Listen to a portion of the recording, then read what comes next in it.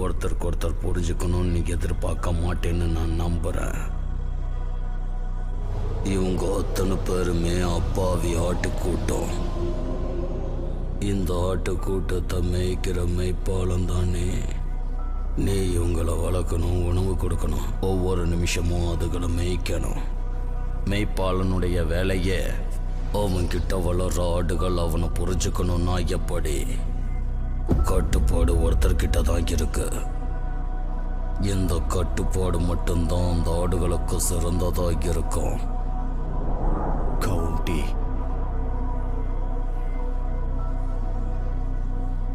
உன்னோட கையில் இருக்கிற அதிகாரத்தை நீ தவறா பயன்படுத்தணும்னு நினைச்சனா அவனுக்கு ஒன்னோட அவன் ஆபத்தானவன்.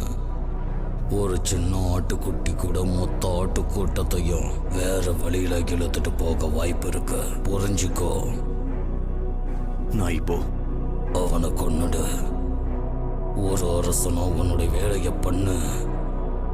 நான் இப்போ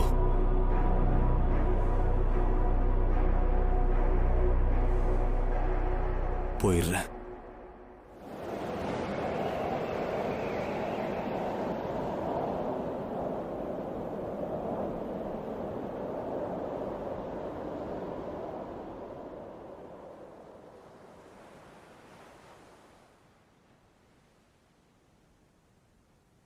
போயிடுறியா? சும்மாவா?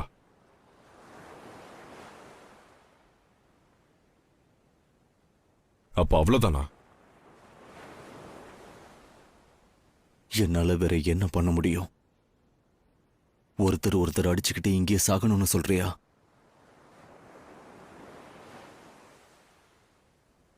நீ சொல்ற அந்த சொர்க்க பூமிங்கிறத பல பேருக்கு வாழ்க்கையை கொடுக்கலாம், சில பேரோட வாழ்க்கையவே அழிச்சிடலாம். அப்படிதான் வேலை செய்யும் நீ சொல்றல்ல. இது நல்ல விஷயமா இல்ல கெட்ட விஷயமான்னு கூட எனக்கு தெரியாது.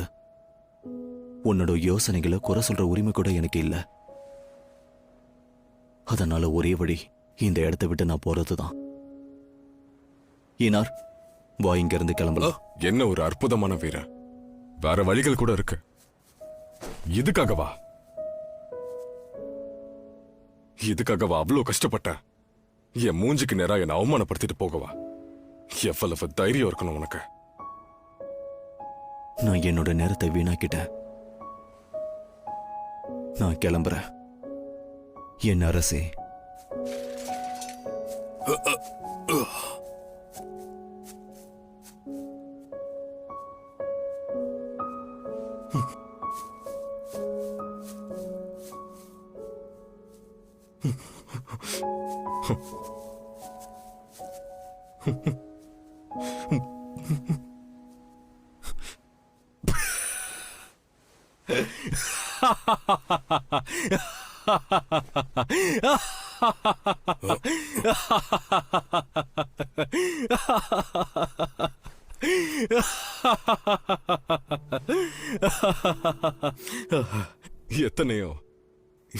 எத்தனையோ பேர் என் கூட நின்று பேரம் பேசுவாங்க.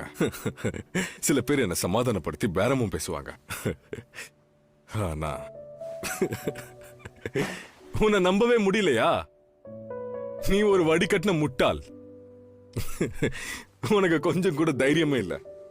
நிராயுத பாணியா கிட்டத்தட்ட 100 அடி வாங்கி இந்த பண்ணைய என்கிட்ட விட்டுருங்கன்னு சொல்றதுக்காகவா இவ்வளவு தூரம் வந்த?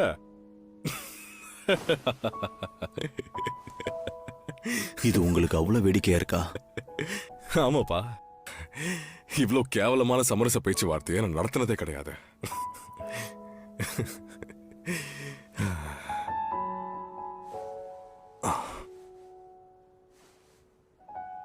இப்போ நீ போறியா? ஆமா.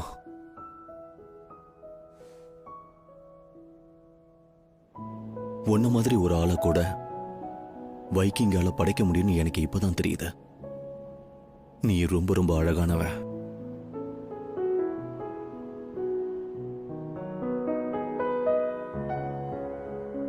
போர்ல இருந்து தப்பிக்கிறதுக்கு உன்னால எங்க போக முடியும்? இந்த இடத்தை விட்டு எங்க வேணாலும் போவேன். நான் எங்க போறேன்னு உங்ககிட்ட என்னால சொல்ல முடியாது.